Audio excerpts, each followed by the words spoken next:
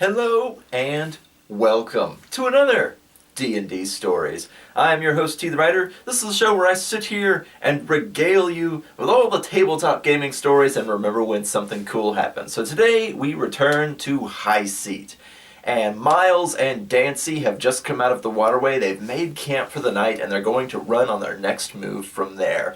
Now, the interesting bit about the waterways of Highseat is that they span out in front of the entire city. So, of course, when you come out in one of the tunnels, they're basically beyond the city, beyond the ruins that encircle the city. They're out in the woods now, kind of like out in the sticks. So if they're going to make their way back to the city right away, it's going to be a slight journey. Like, there's not really a direct path without going straight through dense foliage and stickers the whole way. So Miles tries to get his bearings, and he's having a little bit of trouble because he's like an inner city rogue. He's a face rogue. He's a diplomacy / sneaky kind of character. He's not really an out in the woods kind of guy, but thankfully he has Dancie there. Thankfully in air quotes, because he can barely stand her. But they have no food because, you know, he was in the city. He wasn't traveling. He didn't have any food on him. They have no, like, traveling supplies. So he basically has to rely on Dancie to get food, get fresh water, to do what she says to set up the campsite that they're going to have. So, you know, she offers ants on a log, and she doesn't mean celery, peanut butter, and raisins. She means ants on a log. And she is a fawn. She's a deer person, so who knows what her diet is like. But she's all too eager to jump out through the berry bushes and through the sweet roots and different bugs that are, of course, very high in protein, etc., etc., to provide for her savior, who saved her from being absorbed by the gelatinous cube.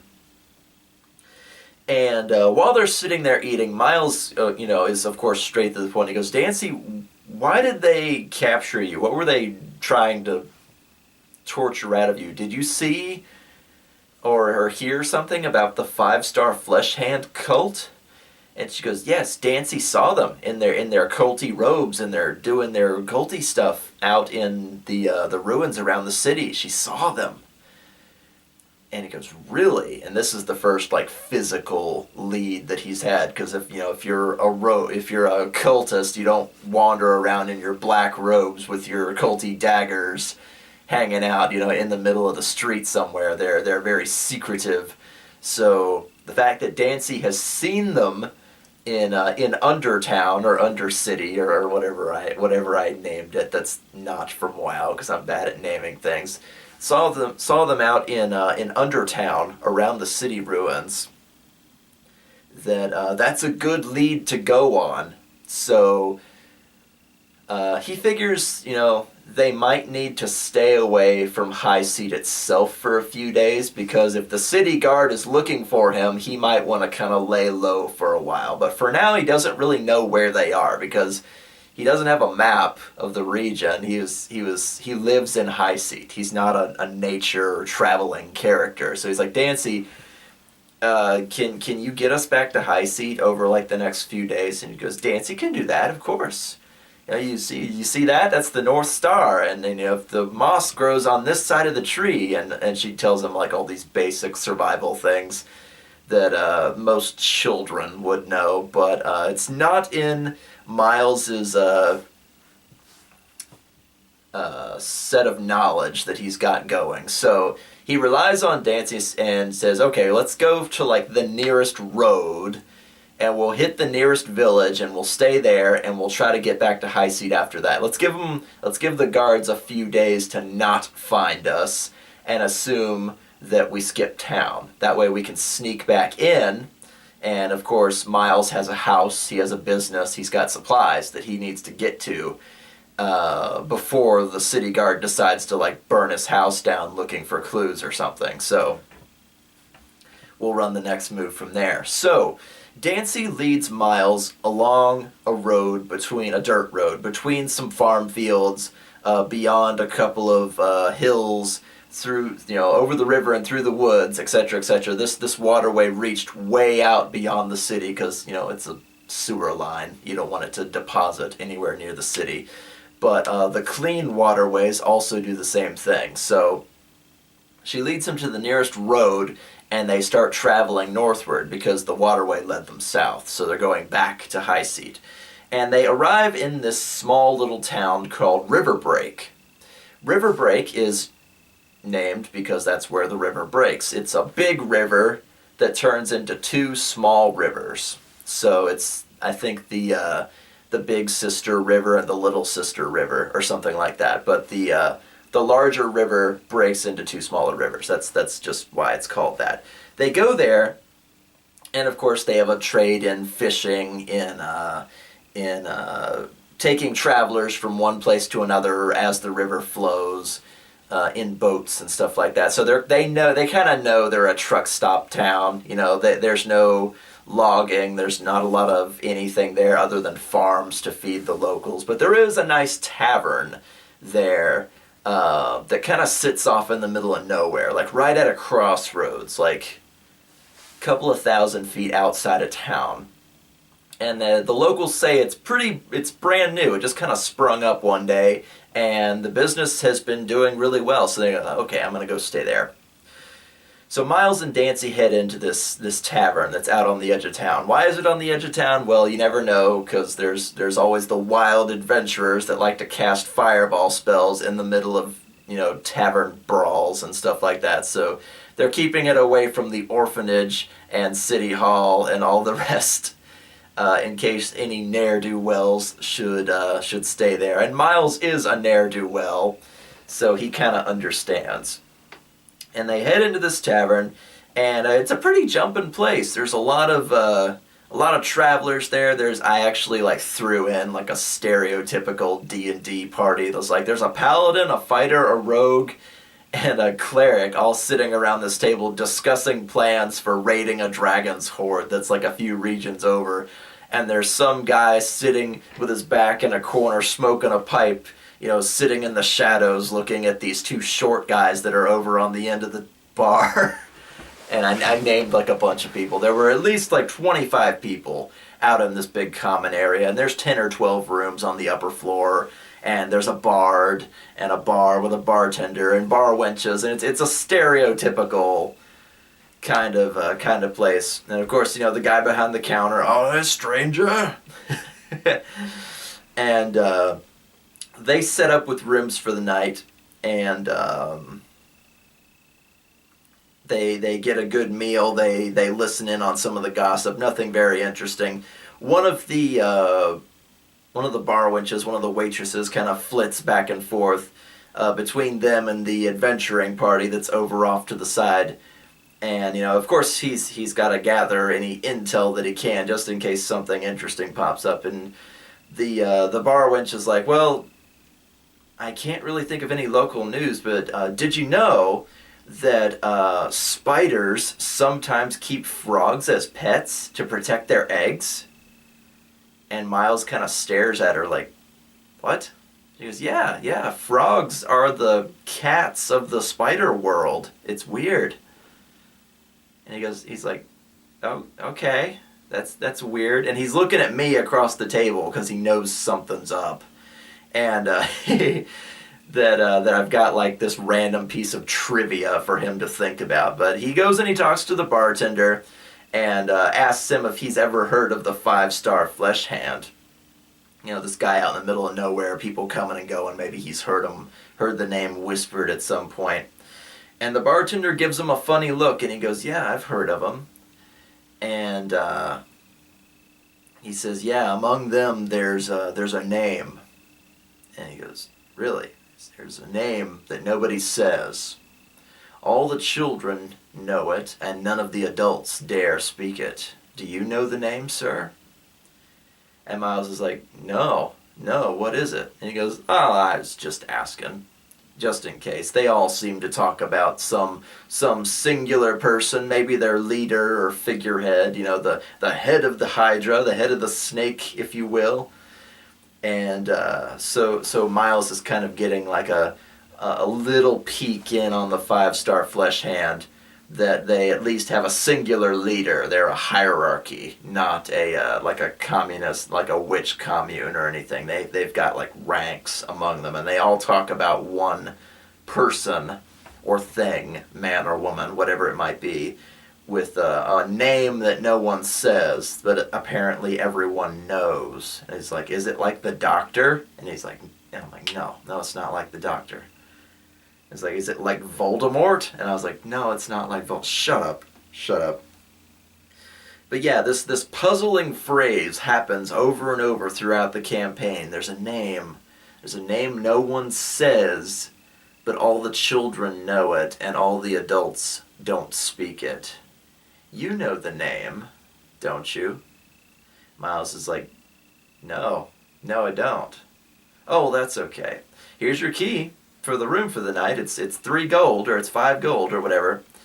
And he and Dancie kind of retire for the night, and of course he gets a bar wench for the evening, because of course he does. And Dancie is kind of partying down in the main room for a while, because Dancie sure knows how to dance. So of course she's down there dancing on the top of the bar, giving everybody that +2 morale bonus. So I guess that kind of implies that Dancie had levels in Bard, even if she was like a fawn. So So that adventuring party got a +2 to their attacks and damage for a few hours, even if it was late at night. But Miles retires with one of the bar wenches. She leaves. Eventually Dancie comes in, and they kind of bed down for the night. But while they're just getting ready to sleep, Miles feels something under the covers, and it's not Dancie, because she's in like a different bed than him. There's 2 beds.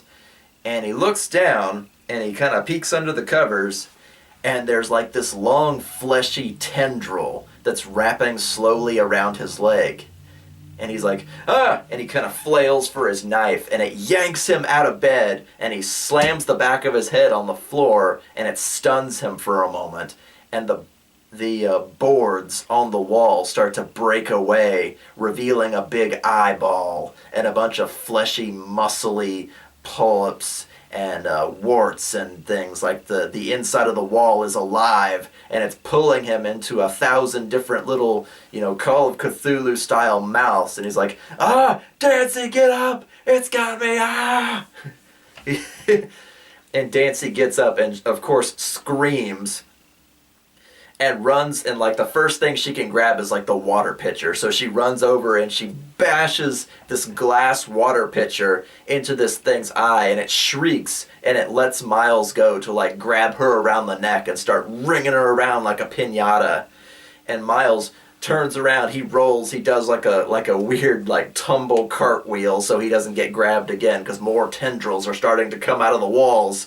And he grabs his knife up, and he runs in to do his rogue like knife dance kind of thing. And it does have eyes, so he can feint, which is where a rogue pretends to attack a certain way, but they're actually attacking in a different way. So it's almost like a bluff check, I guess. I forget the exact mechanics because this was a while ago. But he was very fond of feinting, especially because, if you're doing a one-on-one campaign, you don't have anybody to set you up for the sneak attack, so you kind of have to be a feint rogue to make up for it. But it's a great way to get through your enemy's defenses, especially if they're not wearing armor and they're just like a wall of flesh that's inlaid in this wall. He's like, "What the fuck's going on?" Stab, stab, stab. And he finally gets at the like tentacle or tendril or whatever that's basically trying to hang Dancie, and she falls to the ground, and she runs in and does like her deer kick or her horse kick attack with her hooves, and they manage to like blorch the eye like a freaking sour grape, and this just gunk comes out of the wall. They're like, "We gotta get out of here, come on, Dancie," and he like grabs her by the wrist. And they peek out into the hallway. There's nobody there. He dashes down the hallway. "Where are all the other guests? I can't hear anything." And he dashes down the stairs with Dancie in tow to find probably the most horrific thing he's ever seen in his life.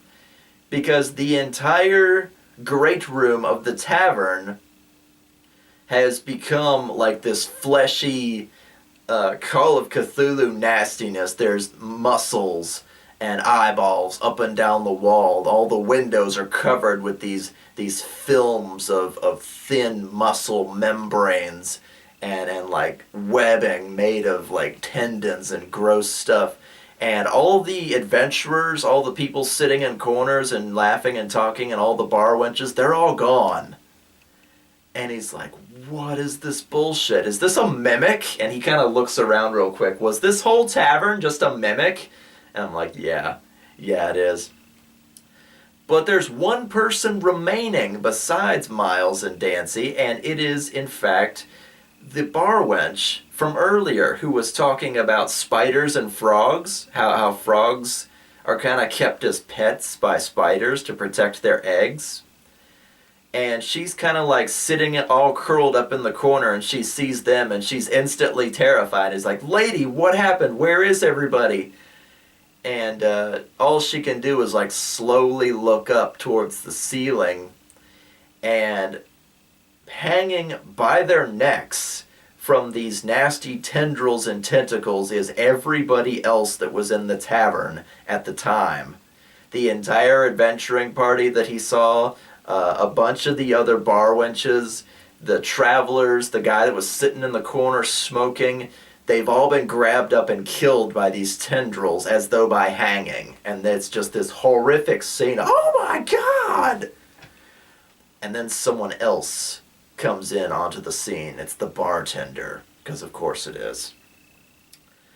And he's always behind the bar. He never really moved from where he was standing the whole time he was talking. Oh, stranger? And asking him if he knew the name of who the five-star flesh hand was talking about. No, he doesn't. So he was added to the victim list, himself and Dancie. And he slowly starts to kind of like, not really waddle, but kind of slide out from behind the bar so they can see him from the waist down. And he is not a man. No, he is a big, like, dumpy, like fleshy, vein-covered, like, tendril. It's like fat and man-shaped, like you would see some kind of horrific anglerfish with a tongue that's shaped like a hot woman or something like that. This one was shaped like the bartender. And he's splitting floorboards as he goes because all he is a tongue. He's not necessarily a living individual. He kind of like shakes off his shirt, and he's got like spikes and warts all over him. It's like, this is like a cat's tongue. It's gonna rip flesh from bone if it gets near you. And Miles is like, oh my God, this is just nightmarish bullshit, isn't it? And the barmaid that's in the corner, the one that's, not dead, is like, I'm so sorry, sir. I tried to warn you, please. And the tongue goes, quiet, frog. And it's like, I heard you trying to warn them. You'll pay for that later, but first I must consume all the rest. And the dead people start getting sucked up into the ceiling, into one of its many, many stomachs. And the bartender starts like sliding along, splitting floorboards as he goes, revealing more fleshy surfaces beneath the floorboards as he goes, to go and do battle with Miles and Dancie. And Dancie kind of wigs out just a little bit, as you might expect, because, a will save would go into something nightmarish like this. And Miles makes it, Dancie does not. So she runs to, like, cling to the barmaid because she seems to be the only one that knows how to survive around here, because everybody else is getting sucked into the ceiling to get digested. So Miles pulls out both of his daggers, one of them serrated, one of them normal, to start seeing if he can lay down some of the bleed damage and like make it choke and spit them out, or like stab it all the way through so that its veins start gushing. He's like, it's either this or get eaten, and technically he's already inside this monster. So roll initiative, ready, set, go. And Miles does his damnedest, and especially because there are eyes all around him on all the walls, that there are pus-dripping anuses all over the place and gnashing mouths and teeth on everything. It's like, this escalated really quickly. What the fuck, man? And he does battle with this monster's tongue inside its mouth, because the entire fucking tavern is this Lovecraftian horror that just kind of set itself up outside of town and pretended to be a tavern to lure people in, and then when everybody went to bed, grab them up, snap their necks, and digest them, and, hire on a few bar wenches, use the one bar wench to hire the other bar wenches, and then on and on and on. So it's eating like 30 people all at the same time while Miles is doing battle with this thing, and I was like, oh god, I may have laid it on a little thick. But Miles is actually not too bad of a fighter when it comes to like dual-wielding daggers or anything. I mean, he's a rogue. He can set up the feint, and even though he's being looked at from all directions, so it's very hard to like pretend to do one thing and actually stab a different way. He somehow manages to do it. And he he does enough like bleeding damage, because if your enemy is all around you, you can stab the floor and it would still do damage and it would still bleed because of the serrated dagger. And serrated weapons, if I remember right, they do like a d6 of damage, but then they bleed for a d6. So it's like you stab enough surfaces, eventually it's going to start feeling the pain. But he does battle with this tongue for a while until it's almost like touching your uvula in the back of your throat. It starts to kind of gag on its own blood and gag on all the damage and pressure that's going on. And eventually, where the doors were, splits open so this thing can like cough, like a gag reflex almost, can kind of cough out some of this bile and blood and body parts that have piled up around this, what used to be this room. And Miles is like, come on, let's get out of here, let's go, oh my god! And he grabs Dancie by the wrist, and Dancie turns and grabs the bar wench by the wrist, and they hightail it out of there, like, while it's still, like, bleeding and flailing, trying to, like, wrap Miles up in its tongue and swallow him into, like, a stomach proper. They book it out of there as fast as they can, and they end up, like, out on the road, again, a couple of 1,000 feet outside town, and this thing burrows into the ground like a trapdoor spider, like 20 seconds and it's gone, and then it belches up this horrific fountain of body parts and white old bones from all the people that it had been eating over time. Oh, it was nasty. And then the dust settles and there is silence. And Miles looks across the table at me like, what the fuck, dude? I'm level 2. And I was like, yeah, but you weren't expecting it. And he's like, yeah, you're right. He's like, okay, I go to talk to, what was her name? What did the guy call her? Frog? He's like, honey, that cannot be your real name. You're not actually named Frog, are you? Because I've already got a weird named girl here with me. This is Dancie. I'm Miles. What's your name? What's your actual name? And this woman is like covered with like slobber because she's been living inside a monster for God knows how long. And she goes, my name is Madeline. He goes, okay, Madeline. Madeline the frog? No. Madeline, the serving girl from the tavern that was a monster that... Just stop. This is a little much. I was like, Miles, your sanity is going to take a hit from this bullshit, because you just saw like 33 dead people get eaten by a monster. You fought its tongue and rescued basically the woman who was luring in its prey. So it's like, what are you going to do with her? Are you going to like kill her or turn her into somebody? It's like, no. She was clearly under duress here, so we're going to take her along with us. And I go, what? And he goes, well, the bartender, the monster, was talking about the 5-star flesh hand like I was supposed to know something about it. Like I was like maybe he was expecting me to name this name so that he wouldn't eat me. Like if they're aligned with Lovecraftian monsters, maybe a cultish member of the five-star flesh hand could have stayed in this inn, even though it was a monster, and not gotten eaten. So that was actually a good bit of information for us. But maybe she had heard something, or maybe she knew something, so we're going to keep her along with us. And if they were using this as like a travel spot, they might know her, so she should probably disappear along with Dancie and I. I was like, that's very good logic. And he throws the diplomacy, and, you know, she's basically, like, indebted to him. She's free now and doesn't have to live in, like, the mouth of a monster, luring in its prey with food and illusionary magics and things like that. It's like, do you know any magic? No. Can you fight? No. Do you have any skills of any kind? I mean, you're kind of a party member now. She's like, I can cook and sew, and I can ride a horse. You know, that's pretty good. It's like, oh, okay, you're a helpless NPC. Okay, you know, like, shut up. She's like a normal person. I was like, yes, there are normal people in the world.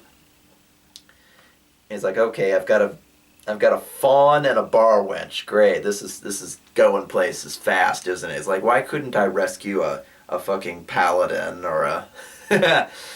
So they kind of skip town after a while. Well, no, actually, Miles is very worldly. So once he's sure that the monster is gone, he actually goes down into the pit where this thing fled from, and like picks through the bones and human remains and other things to see if there are any valuables. And of course there are, because, you know, the monster's going to eat their flesh, not necessarily their gear. So he finds a couple of upgrades. He finds like a couple of bags of gold. He finds the strong box, quote unquote, from the tavern that wasn't real, etc., etc. He finds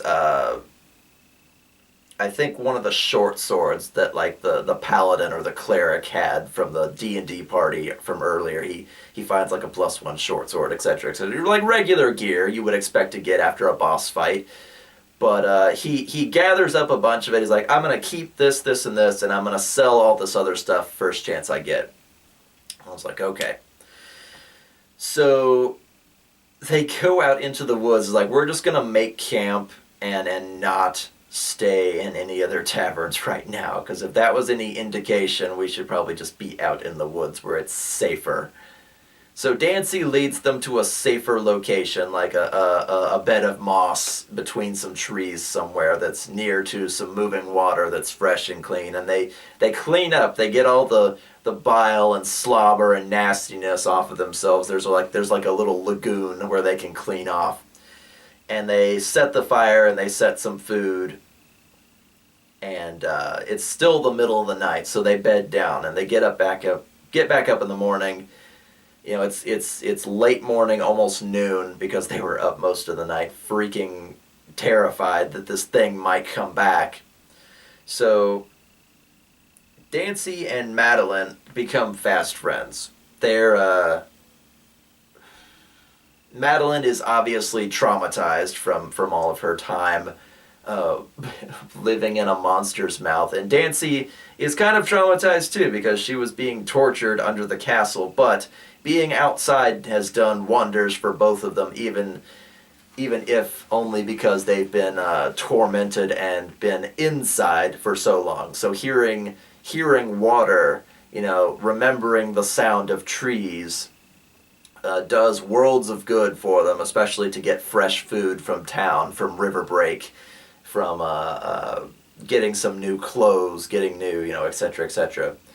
And Miles he spends a bunch of the gold to get like Madeline like a new like traveler's outfit. They get some horses. They get, you know, supplies to move from there to Highseat, because it'll take them a couple of days to get there. Just moving at like a moseying kind of pace, because they don't want to be there, you know, just like a day or two after the city guard lost them. So a few days goes by, And Dancie, of course, is going on foot, or on hoof, rather, because she's flighty as a deer and runs back and forth between the foliage and the road and the rest. And I roll, and it's good weather, and I roll, and there's no highwaymen, and I roll, and there's nothing interesting really happens on the way back. And they find themselves on the main road that leads up through Undertown into Highseat proper. And, there's no, like, wanted posters of them anywhere or anything like that, but they do arrive in town, or in the city itself, into Highseat, just in time to witness a hanging.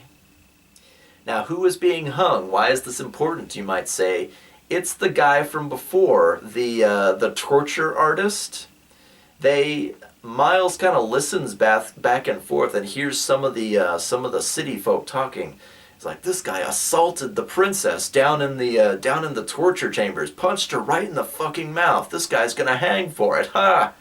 And Miles is like, really? Like, how did the princess spin that story? Wow, she must have had one hell of a bluff check that she somehow got it across to the guards that not only did Miles get away, but the torture artist that was in trouble for him assaulted her, or tried to, maybe because she was royalty, or maybe he was just being really rapey or something like that. Punched her in the mouth, and then had no recollection of it. And of course they believe her because, the power of a pointing finger is stronger than the power of evidence, even back then. But they hang the guy that tortured Dancie and Miles right in front of this cheering crowd. And the princess is, of course, nowhere to be seen, but it's public justice. They've got the guy that assaulted the princess. They're all pretty happy about that.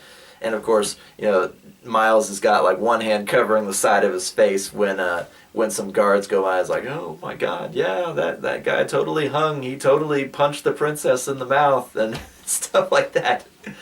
So the castle has one less torture artist amongst all those rooms and forsaken prisoners. But they wander into town and they stay in a tavern for a few days to kind of lay low, get to know each other. It's not the poor end of town, but it's not like the flower district where all the castles and mansions are. Miles has some extra money since they raided the strongbox from that fake tavern, and a bit of the other loot that was dropped. He very carefully haggles and diplomacies a bunch of merchants out of their money. He's like, this is a +1 holy mace, and this is a short sword that's got an ice enchantment on. He freaking lies to a few people. Like, he's all about that money, and he sells a few mundane items as though they were enchanted with some high bluff checks. Because how can you tell? It's like, oh, well, it's a sword, and once a day you swing it and you can make it burst with frost damage. Don't do it, you might hurt yourself. He rolls a 20. He's like, wow, an ice sword, that's cool. Here's here's 1,000 gold. And then he puts it down and he puts the little price tag on it. It says ice sword, 2,000 gold. And Miles walks away with 1,000, laughing it up all the way to the bank.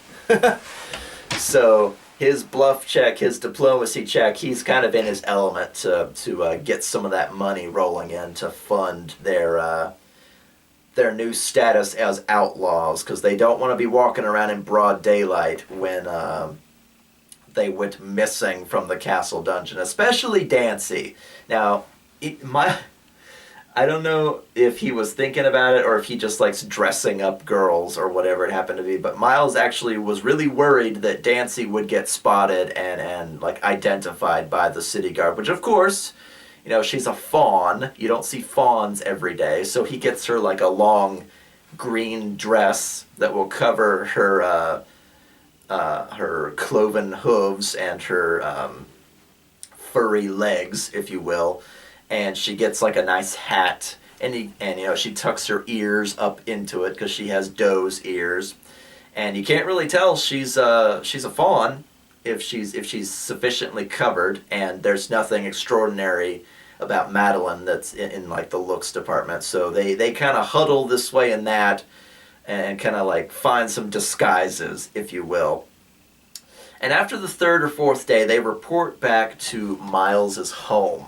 Now, we made a bunch of checks, and I let Miles kind of write his own backstory as far as like his private investigator's background. So he would have like a 2-story, like single room business, and then above, upstairs would be a like his private abode. And then I said, okay, I'm gonna also give you a basement, and I'm gonna give you this much square feet, and you can fill it with anything you want that is of mundane status. So like books, an alchemy set, a stove. It could be like your secret hideout. Just like no magic items. Just no magic items. You can have whatever you want, and that'll be like his background in the city itself, because he buys and sells information in his PI business. So some of it might be on the shady side. He can't exactly keep it on the ground floor. So he's got some hidden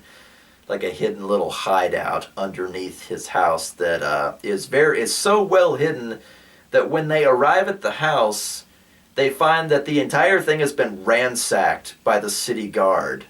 That the windows are busted, that like all his shelves and regular books have been thrown out on the walls. What have they been looking for? No doubt anything that I've gathered up on the 5-star flesh hand, Dancie. And Dancie's like, we cannot stay here. This is the first place they will look. And he goes, oh, don't worry. I've got a hideout. Come with me. And they go back behind the house, and they pass this homeless guy, and they pass these rats, and they pass a couple of garbage cans full of empty bottles and things like that.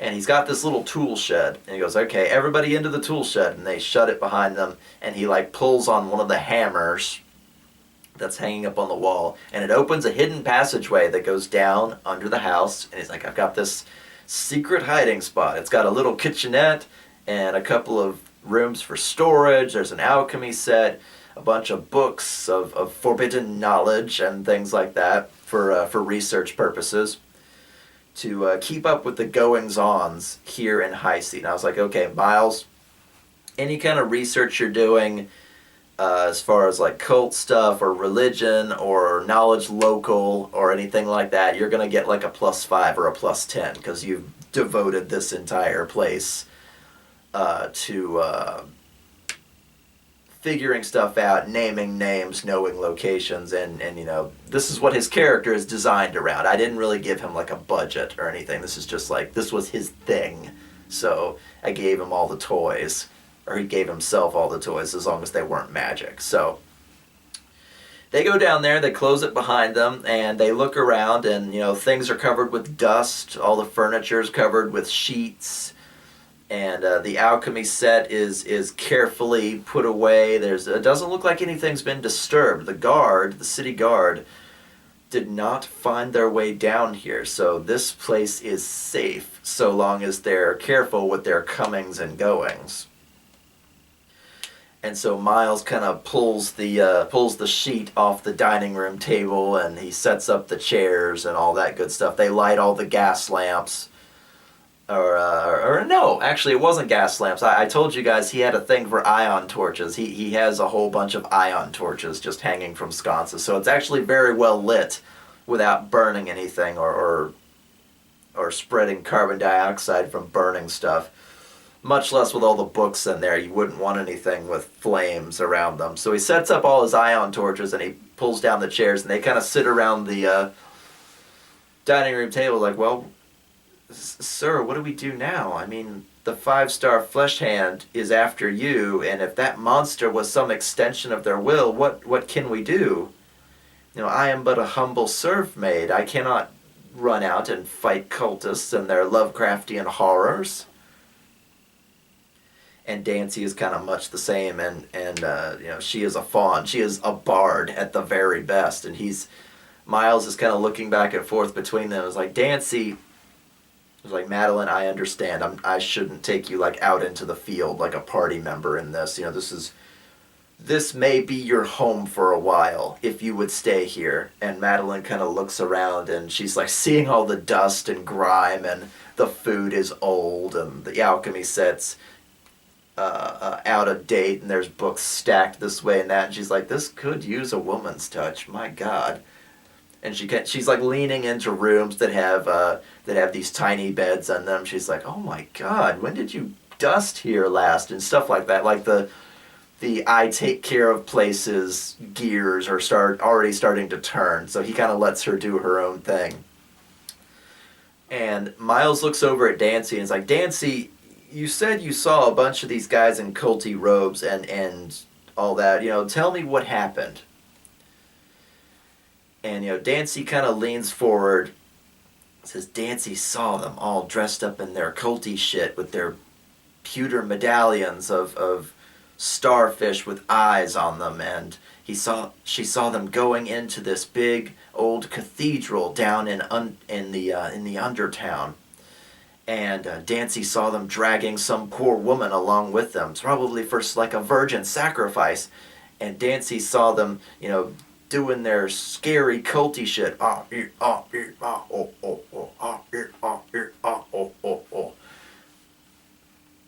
And the ground split open, and there was a monster with 1,000 mouths that chewed this woman apart before Dancie's eyes, and Dancie screamed, and then they turned and they saw Dancie, and then Dancie ran away, and she's stressing out just recounting this. Like, she probably, this is a Lovecraftian campaign, she probably took a sanity hit, and recounting it isn't helping. So Miles is like, okay, slow down.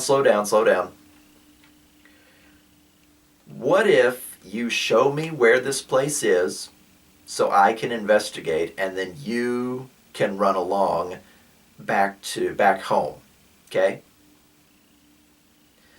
And, Dancie, can you do that for me? I need to track these guys down. They probably murdered my parents. They murdered that lady in front of you. They're in cahoots with Lovecraftian monsters. If you saw them in some sort of gathering place and you were captured and tortured because of it, they might be back. And if they are, I can get the jump on them. And at least learn some new information. So Dancie agrees. She says she will take him to where she saw the scary men. And they kind of make the plans to see how that's going to go. Because it's just out in Undertown. It's not even completely outside of the ruins. So they leave Highseat and they're going to go out into these ruins where, you're just as likely to run into a highwayman or a pack of starving dogs or, ne'er-do-wells, if you will. And Dancie's going to take him out there to show him. So they bed down for the night, and there's enough like cots down there. Like it was almost like a fallout bunker, pretty much. There was enough living space there for several people to live for a very long time, even though Madeline insists that she needs to go grocery shopping. And she is relatively unremarkable to look at, just like blonde curly hair, a bar wench's rack. She's got a regular figure about her. She doesn't have any scars or defining marks that the 5-star flesh hand could seek her out based on. She's kind of normal looking. I mean, I'm just like me, almost. I mean, I've got, brown hair, brown eyes, white glasses, 6 feet tall. That's not really a lot to go on if you were searching for me. So Madeline is much the same way. She's perfectly average. So Miles gives her 100 gold and says, okay, go grocery shopping, cleaning supplies, whatever you want to do. I'm leaving you, Madeline. You are in charge of the hideout. And suddenly he's got a bar wench at his beck and call. I was like, all right, fine. She needs to hide out anyway, because if the 5-star flesh hand find her, it'll be all the worse. So until she gains enough confidence to get on a horse and skip town, she's going to stay there with them. So they bed down for the night, and Miles, of course, has horrific nightmares of drooling, bloody monsters chewing up everybody around him. And doesn't sleep especially well. But the next day, they've got the cider on. They've got, what bread they had left. They eat as well as they can. Madeline sets out to go get supplies to kind of like bring the hideout to life. And once she's been gone for 20 minutes, Dancie and Miles head out as well. And Miles heads out, he gets a couple of potions, he does a little bit of shopping for tools and various things, like a crowbar. He knows he's about to go dungeon crawling, so he gets a bunch of little toys, weights, thieves' tools, a crowbar, a collapsible pole, things like that. Like, he's not sure what he's about to go into. Dancie said cathedral or church, but if he's going down into the crypt or something to look for these culty bastards, you never know what you're going to run across. So he gets a couple of dungeon delving tools, if you will. And he's like, okay, lead the way, Dancie. And they wait for cover of night. They kind of like mingle through the city doing their shopping, etc., etc. But they leave under cover of night. And Dancie leads him out of the city, down the main road, and then out into the forest, into the foliage.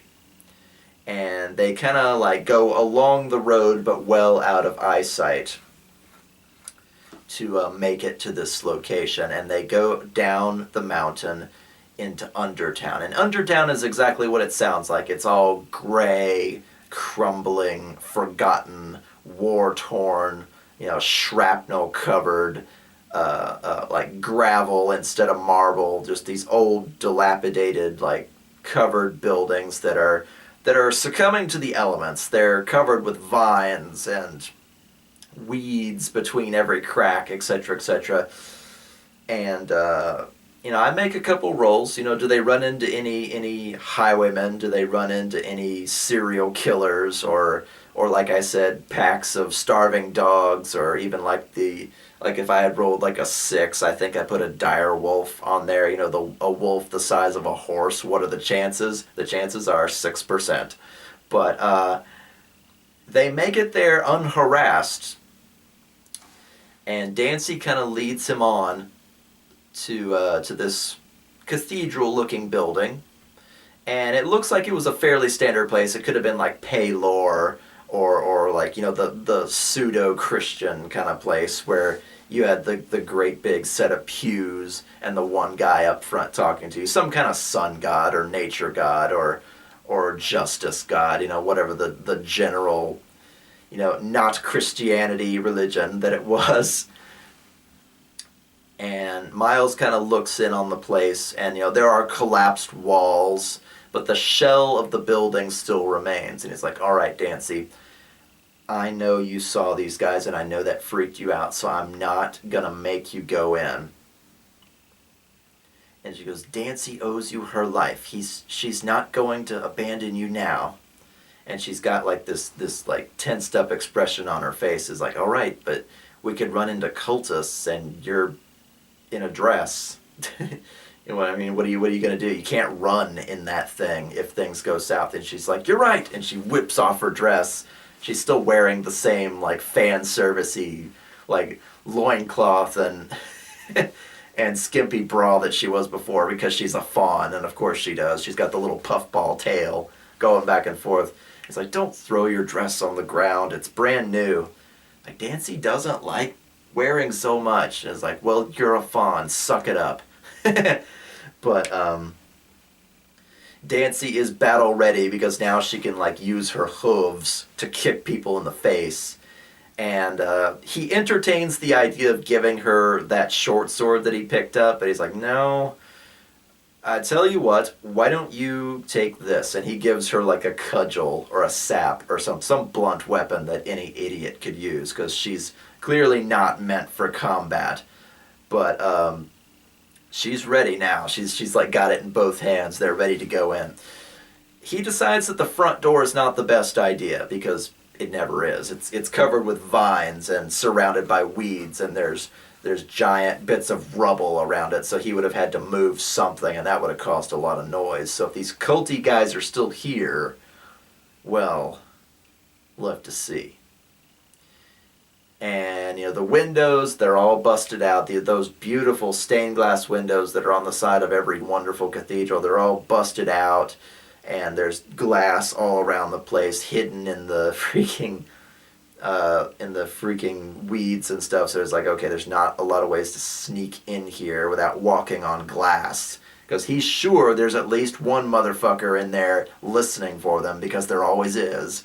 So they go through the adjoined graveyard, which has been looted. There's a few tombstones kicked over. There's some graves that have been dug up and looted, etc., etc. Because, this is Undertown. This is where all the bad things happen, and this is the place that the royal family and the rest of the city has forgotten. So nothing is sacred here. And they find themselves going in kind of like the back way. There's not really a door there, but it's more like a section of collapsed wall. And Miles kind of leans down and he sees that there are disturbances in like the dirt. They can see where a lot of people have been coming. Well, not a lot, but some people have been coming in and out this way. It's like, people have been coming in and out. Look, Dancie, look at this. And Dancie kind of leans down and is like, Dancie is sure this is where she saw them. And she kind of gestures to a few landmarks. Dancie saw this tree, and Dancie saw these tombstones. Dancie, what were you doing in Undertown, by the way? You don't seem like an Undertown kind of girl. And Dancie points to the tree line of the forest surrounding the mountain. Dancie was over there in the forest, running, doing a long run. And it's like, why were you running? 'Cause Dancie likes running. Is she lying to me? And he rolls the dice. Is she lying to me? Nope, she likes to go on long runs. Oh, okay, fair enough. So they kind of get down into the sneaking position, which with hooves is very hard to do on solid stone. So Miles gets like a couple of little bags and he puts some dirt and some weeds in them and mixes it around and ties them to her feet like makeshift sandals so that she doesn't clippity-clop on the stone floor while they're sneaking around. And she's like a cat with boots on. She's just like wiggling them and walking really, really awkwardly as they go.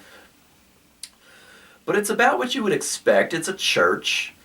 He finds some monk's robes in some chests. He finds a big stack of holy books on some places. He finds a couple of meditation cells where monks would go to do their writings and then sit and sleep or lay down and sleep in a cot next to themselves.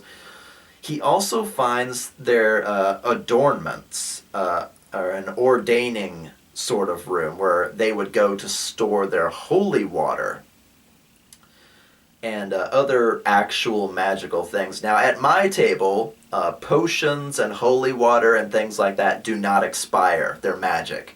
So he looks up on this shelf and he finds like 25 or 26 vials of holy water. And he's like, those are mine. And he takes them, he basically like gets his satchel out and he's like, okay, 1 holy water, 2 holy water, 3 holy water. I was like, get there faster. 26 holy water, 27 holy, shut up. and he ended up, it was more than 2 dozen. I don't remember how much exactly. It was somewhere between 24 and 30 holy waters.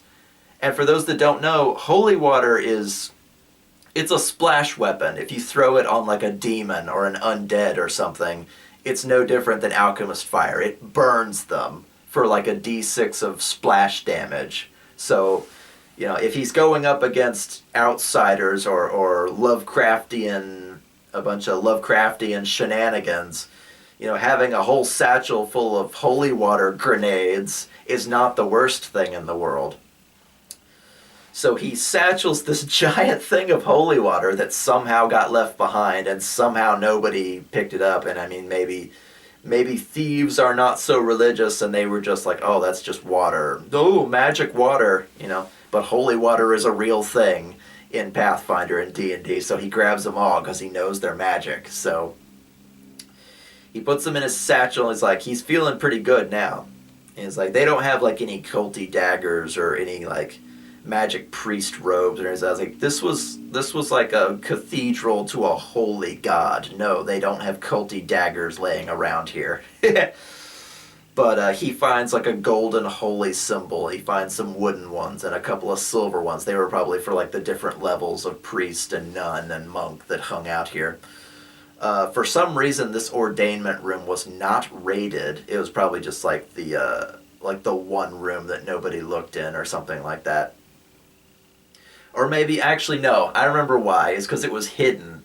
It was hidden behind a portrait somewhere. Miles was doing his, like, walk along and search as I go thing that rogues are good at.